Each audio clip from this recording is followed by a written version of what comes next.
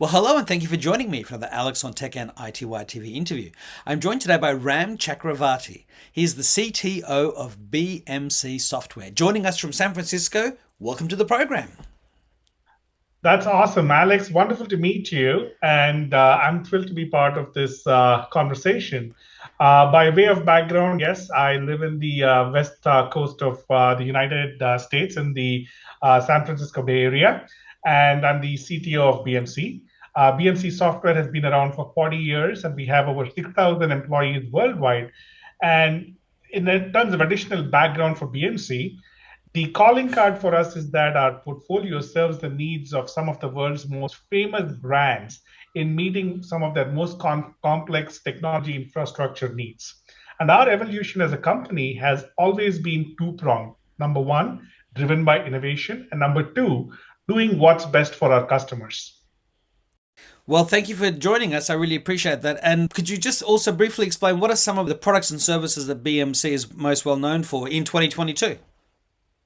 Absolutely. So we serve the needs of some of the largest, most complex organizations in meeting their technology agenda across a range of products and services spanning both distributed computing and the mainframe. On the distributed computing side, we offer the industry leading enterprise orchestration solution called Control M. We Mm-hmm. also are a top three company in IT service management, extending to lines of businesses, as well as a slew of AI ops and observability solutions with the notion of service ops. On the mainframe side, where we trace our heritage to when we started as a company more than 40 years back, we continue to provide best in class, what we call modern mainframe solutions targeted at application developers as well as at operations, IT operations persona. You also talk about the autonomous digital enterprise. So, what is the definition of that? Okay. So the autonomous digital enterprise is a notion that we came up with about two and a half, 3 years back. And it's a framework for the digital first organization. The premise behind this is organizations across the industries are undergoing tectonic shifts for a variety of reasons. Mm. And the North Star or the guiding light in shaping how what they evolve to is this autonomous digital enterprise. Think of it as an entity that can harness data to provide actionable insights and business agility with a laser focus on keeping customers central to everything that it does. And if companies are to thrive amid the rapid transformation that we continue to experience, they must fundamentally reorient the relationships between society, government, and the way they do businesses. So, behind all of this lies the autonomous digital enterprise as the framework for the successful future enterprise.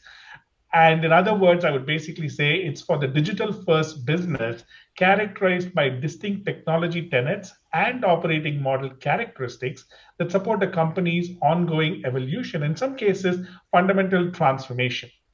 And this ability to adapt to these changes, increase investment in tech transformation, and it fundamentally evolve to new business models is what will enable companies to be better prepared for a growth oriented future. Well, one thing's for sure, digital transformation is all about continuous transformation. The tech world never stays the same. When you started 40 years ago, that's when, for example, the Commodore 64 was launched. It's just its 40th anniversary this year, and how far we've come since those early days.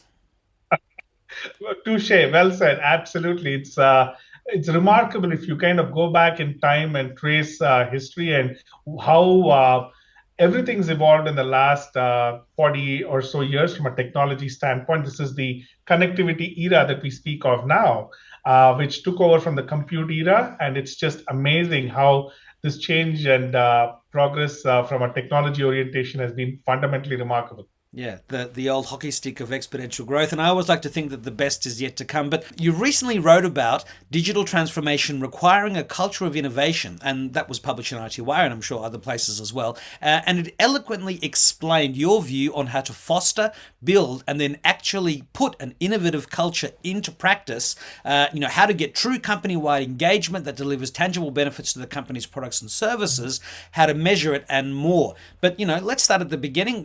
why is building a more innovative culture and actually following through all of that so important? Absolutely. Great question, Alex. So, historically, if you look across the industry landscape, in many organizations, innovation was often thought of as a budget luxury. Mm. However, in the last 5 to 10 years, we've seen organizations being forced to change, increasing global competition, digital disruptors across all industries, supply and demand chain upheaval, heightened customer expectations, as well as security and compliance measures, increasing regulatory pressure, are just some of the elements driving these changes. On top of that, we had the pandemic, which further amplified the need for innovation. It was more a necessity, even as workforces turned remote overnight and in person interaction practically ground to a halt. The past 2 years have generated enormous change in the way people work, shop, and spend leisure time. And even as we come back into a somewhat semblance of a normalcy with a hybrid workforce, that calls for even more change, right? Mm. So companies have been adapting their technology and practices to align with this change. And they've practically been forced to innovate, right? What does this result in? The benefits are now abundantly clear. It's no secret that innovation opens the door to opportunity and promotes growth. So it's no longer a nice to have, but a must have. And companies are practically reinventing themselves around digital technology, products, and services to meet the rapid changes impacting and influencing them. The premise behind all of this is that this change drives major opportunities their way. It's worth bearing in mind that the companies that have successfully navigated these transformations have had one common ingredient. That's a culture of innovation and innovation that drives growth. Yeah. So innovation drives growth, as you've said. But how do businesses harness that to truly evolve what they're doing to deliver the next level? Okay, so let me take a gander at it, right? So if you really think about it, year one of the pandemic contributed $678 billion US dollars in revenue due to what we call necessary innovation. At BMC, we are big believers that innovation needs to be embedded in everything one does fundamentally. And this is more an overall mindset. It's as much a cultural shift as it is a technology shift. So going back and tying back to the autonomous digital enterprise, we believe that companies that embrace the autonomous digital enterprise framework are doing so, and they prepare themselves to be flexible with change, take on strategic transformation initiatives, and enable innovation to power growth. As mentioned previously, actionable insights, business agility, and customer centricity are the hallmarks of success for the autonomous digital enterprise, and these propel innovation, right? And it's not just lip service, it's actually critical to have a roadmap that supports the ability to pivot to change, know where you're going, as well as go at a speed that is driven by the market dynamics, but also one that you can control. So tying all of these together, and I'll illustrate with a couple of examples. But Please. the point I want to make before I get to the examples, Alex, is that the ABE framework that I talk about is one that organizations can use not just to plan for transformation, but also as a basis to execute both now and in the future. Let me pause there if you have any questions and then get to a couple of examples to drive home this point right thereafter. So I've often seen that the company's best R&D division is its customers because they're using the products and services and can see things that the company itself can't always see, and beautiful things can happen. Well said. Actually, the notion of customer centric design is at the heart of innovation, right? You've got to put the customer first in terms of what their unmet needs and emerging needs are and solve for those. And the goal, the notion of innovation at BMC is looking at problems, business problems that customers have, and working with them to solve those problems with a slew of technology driven solutions. But let's get back to the question that you had in terms of what stands in the way of innovation in a Mm. company or organization, right? So the roadblocks to innovation are numerous, right? And it's predominantly cultural. And there's a big difference between companies that want to build innovative cultures and those that are actually doing it.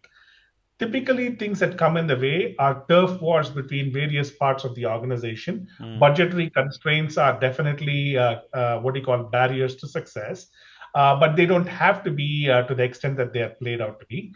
But bigger problems are one, as an organization, there is a lack of compelling vision that comes in the way of innovation. And most importantly, people can say and do all the right things, but if there is inadequate executive support and buy-in, that can completely stifle the innovation agenda. So you were going to mention a couple of examples. So let's get back to those before we go further. Okay, so two examples that I want to call out in terms of what organizations can do in terms of innovation mandates. One, data ops, and the second, AI ops. So with data ops, let me touch briefly on both those. With data ops, organizations can actually increase their ability to generate actionable insights. Data ops is the application of agile engineering and DevOps best practices to the field of data management so that companies can adjust, respond, predict, and act autonomously based on information that they get about changes that are happening to the business. Three callouts here with respect to data ops.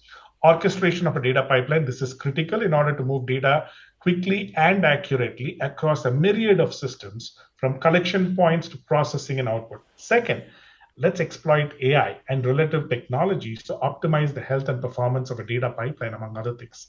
Third, and most importantly, tying this back to what you said about customers, it's about enabling the data personas. So the point behind data ops is to make it easy for an organization's data engineers, data analysts, and data scientists to create and manage these complex data pipeline workflows on their own to deliver data driven outcomes faster and at scale. That's bucket one, right? That was example one. Example two is to exploit the power of automation with AI ops, which is basically short for AI for IT operations. And the premise behind AI ops is simply the application of artificial intelligence and machine learning methods to automate IT operations, thereby making IT teams more successful and efficient, right? And again, three callouts. I'll be really quick about it. One, get predictive. Don't learn of problems from end users. Use AI to see and historical data analysis to see them coming in advance so that you can avoid the downtime and predict potential problems before they happen and learn from them to prevent them from happening again. That's number one. Number two, know what's a real event, right? There's so much data that organizations have at their disposal. They need insight into what is really useful, and AI again can help separate the truth from the noise. So that's what I mean by know what's a real event. Third is actionability, right? And this is where you go from being a passive observer. So look for AI ops capabilities that can help organizations not just to observe problems and find root causes, but ones that are also capable of remediation of the said problems. So those are my two examples. To recap, data ops and AI ops. So, how do you and BMC generate enthusiastic employee buy in and engagement? I mean, you've written about ideathons, entrepreneurship, and how to best structure time and resources to encourage innovation. So, please tell us about it. Okay, so guilty as charged. We have a dedicated, what I call intrapreneurship programs that encourage all employees to contribute ideas without fear, right? As the cliche goes, the only bad idea is one that hasn't been put forth. So whether it's for products or even concepts outside our company's typical business, we are up for reviewing ideas that can be submitted through a portal at any point in time. And that sets a precedent for anybody to shape the next set of what could be cutting edge business technology. So that portal that we have is one mechanism. However, there are people that may not be maybe a little shy to come forth with their ideas. So to help motivate them further, we conduct periodic campaigns and ideathons to energize those that may not be inclined to do a portal on their own, right? And these have also proven quite beneficial for idea generation as well as for employee morale. Now, more specifically within my own team, which is the BMC Innovation Labs, as well as my broader organization, we put these ideas into practice in a very simple way. Any employee spends about 70%, 75% of their time working on a new product or a project that builds on the promise of the BMC brand. The other 25% is really time for them to be learning new technologies or exploring business problems that disruptive technology can solve. That's one measure. The second measure that we've incorporated is this notion of redundancy. You know, as well as I do, if not better, about the talent shortage that's afflicting the tech industry. So what we've done is for high demand roles such as data scientists or data engineers, we are hiring at 150% of our capacity to make Mm-hmm. sure that everybody has time to focus on innovation and is not just doing their day job. So that's another thing that we solve. So, can you tell us more about the BMC Innovation Labs? Sure. We established the BMC Innovation Labs in late 2019, early 2020 as a vehicle to accelerate organic product innovation to complement our traditional product portfolio that happens in our various product lines. And the goal behind this is while the core portfolio works on our traditional products that we roll out, the resilient, scalable products that BMC has been known for several decades now, the Innovation Labs focuses on what I call far adjacencies, new markets, or horizon 2 and 3 problems that we want to solve in our core portfolio. So the spirit behind the BMC Innovation Labs is rapid experimentation, test, fail fast or succeed, learn, refine, scale, and commercialize. And that is the motive behind our traditional innovation spirit. It's a place where you are given the freedom to experiment. Failure is actually celebrated as much as success. In fact, one of recent failed experiments has actually turned into something that could be pretty promising going forward in terms of rescoping an idea into a different innovation pathway. So that's the basis behind the BMC Innovation Labs. How does BMC measure the success of its efforts, and what are some examples of the innovation produced by everyone at BMC? Okay. So we do a couple of things in BMC, right? In the innovation labs. And this is how we measure success. One is what we call commercializable incubations. These are things that are conceived as nascent ideas that we take all the way into the next set of commercial products. And I'll talk about a couple of examples there. The second is around what we can do with emerging and nascent technology that shows the art of the possible that we can take to customers or a whole bunch of events that showcase what technology can do for you. It may not be a commercializable product, but there is a wow factor, and it also serves to uplift the brand. But more importantly, let me get back to the question of commercialization as a vehicle to measure success. We've set what do you call goals in terms of how many we bring forward as successful incubations based on the time that it takes to turn these into GA products or commercial products, as well as the number of such repeats that we do year over year. A couple of examples of commercial successes from our incubations. One is Control M Python client. This is easy to use a tool aimed at data personas such as data analysts, data scientists, data engineers. What it does is it helps translate the enterprise scale of our Control M solution in a manner that resonates with them, which is in the Python language, so they can define and run their data pipelines and build workflows using Python, and it's executed in Control M. So you've got the benefit of the enterprise scale and resilience that our Control M automation solution offers. We brought this to GA within 11 months last fiscal year.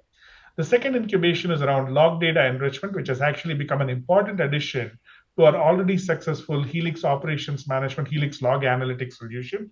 And it's a differentiator in the marketplace. We have customer testimonials that attest to how compelling this solution is. Both of these had their genesis in the BMC Innovation Labs.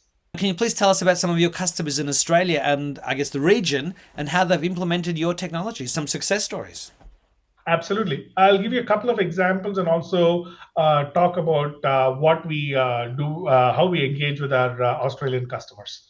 So, two specific examples in Australia and New Zealand. One is with our product called BNC Helix Digital Workplace. We have multiple large customers across Australia and New Zealand, spanning financial services, telco, the government sector, and university, higher education that use this solution, the Helix Digital Workplace.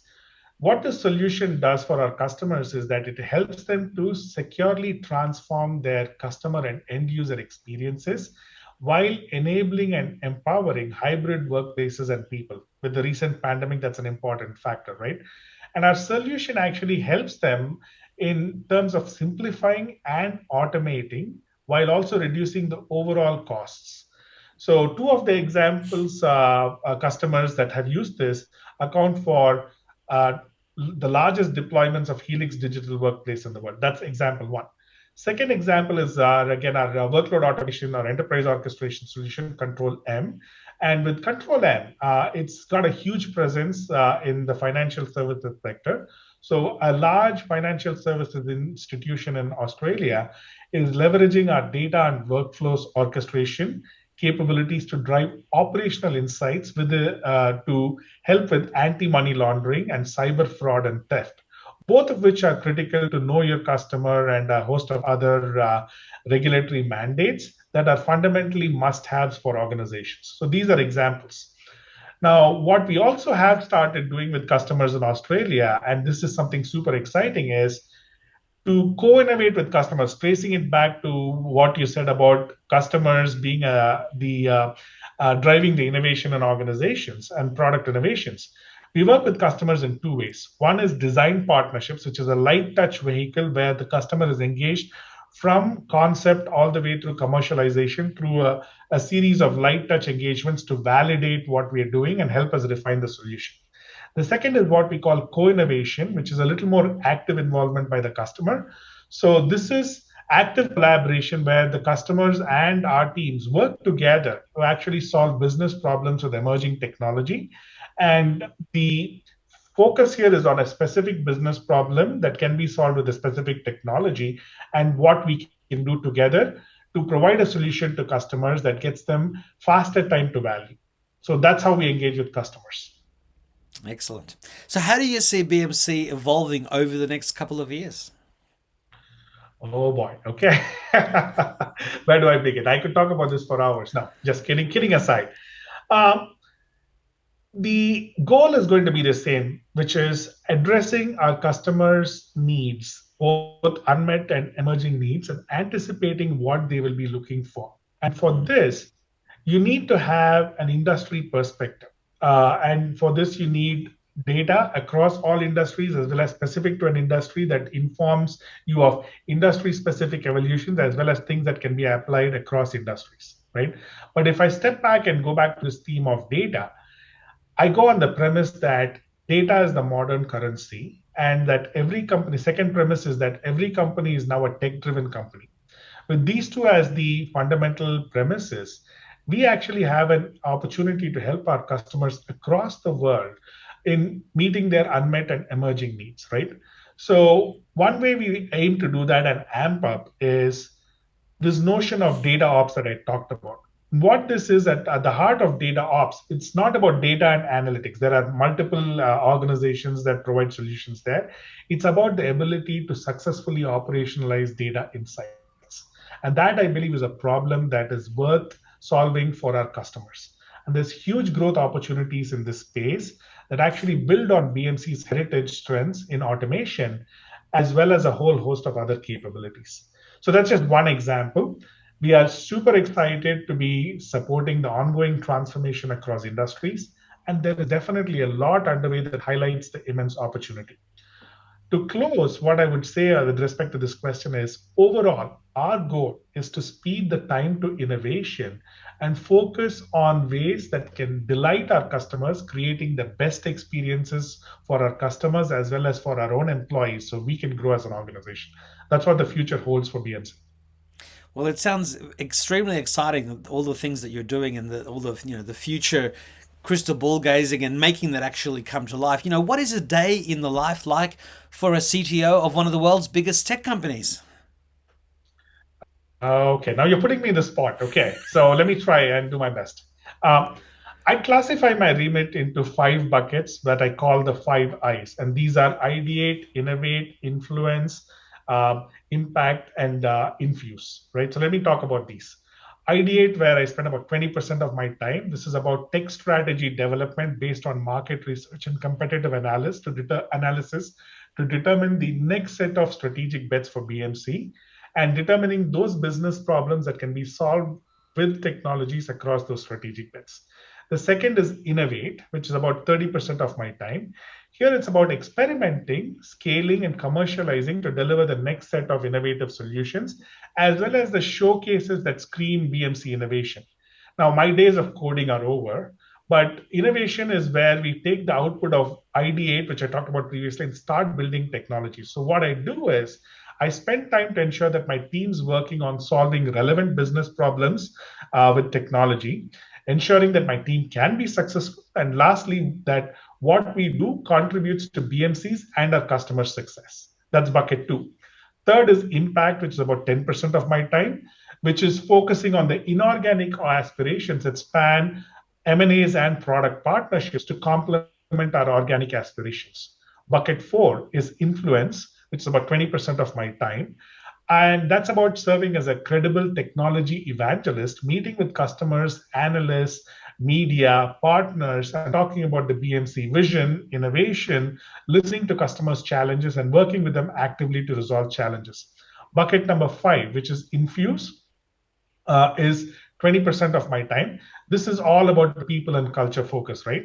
And this is super important to me. And this is about conversations with various folks in BMC, whether it's in my team, with my manager, with my peers, with people in BMC in other functions across a range of topics that span shared goals and aspirations for the company, specific career development aspirations for people. In some cases, just getting to know people, and even less formally hanging out with them over a drink or a bite to kind of build relationships for the long haul. Now, one of the questions I always like to ask as we get towards the end of the interview is if you could please share a memory of your first computer. Okay, so I'm going to be dating myself now, Alex. Okay, so I'll go back to the late 80s, where in a computer science training center, my first exposure, this computer center was teaching basic COBOL and Fortran. Remember that? Yeah. So then they were then using the then state of the art technology using PCs based on Microsoft disk operating system with those big floppy disks. That's what I remember. That's my memory. That's a memory of my first computer. Yeah, those days are long gone now. Who's seen a floppy disk in many years, except maybe in the in all of your storage? It's yeah, now USB sticks and wireless, everything else. It's cloud, it's all the rest. But those early days, without those, we wouldn't have today. No, we wouldn't have today. And you know what? I find them really good for. They serve as really good coasters for drinks. Yeah, absolutely. Very memorable to be able to use those. So my second Absolutely. last question is, what is some of the best advice you've received in life to help you get where you are today? Okay. Uh, all right. There's too many pearls of wisdom to count. I'll highlight four things that come to mind. One, think long term and have a big picture perspective to keep yourself grounded at all times. Number two, I'd say treat others the same way you expect to be treated. Said otherwise, be kind to people. Number three, have fun at what you do. If you're not having fun, go try something else. Number four, anytime you want to say or write anything, pause before doing so. And my calling card on that is count to 20 mentally before saying something. And if it's an email, sleep on it before sending the email, especially if it is likely to be an emotional response. Those are excellent pieces of advice, and we should all live by those, that's for sure. So, what is your final message to ITY viewers and readers, and to your current and future customers and partners? First of all, Alex, thank you for the opportunity to what do you call spend a little bit of time with me learning about BMC and what we do. Here's a couple of closing remarks. The recent years have actually shown us that digital transformation can occur incredibly quickly. And during the COVID-19 pandemic, we saw companies thrive based on their ability to adapt to new market realities. At BMC, we have a vision for the enterprise of the future, one that is constantly evolving to adapt to an ever changing marketplace. And this is what we call the Autonomous Digital Enterprise, or ADE. The ADE is one that can identify new opportunities and capitalize on them by leveraging technology to deploy automation everywhere, deliver what I call transcendent customer experience, rely on adaptive cybersecurity, as well as harness the power of data to become a data driven business. For us at BMC, the AD is not just a marketing concept. It's a living, breathing ethos that has helped shape our company to serve our customers as we run and reinvent our business in the era for maximum technological change. And guess what? We are on the ADE journey ourselves, so it's not lip service. We're going through this as we speak, and I'm happy to share our evolution and transformation and towards becoming an autonomous digital enterprise ourselves. Well, Ram Chakravarti, CTO of BMC Software, it's been a real pleasure to talk to you today, and I do hope we can talk again in the future. Absolutely, Alex. A pleasure has been mine. It's been riveting to have this conversation with you, and I look forward to our next conversation. Thank you very much. Bye bye. Yeah.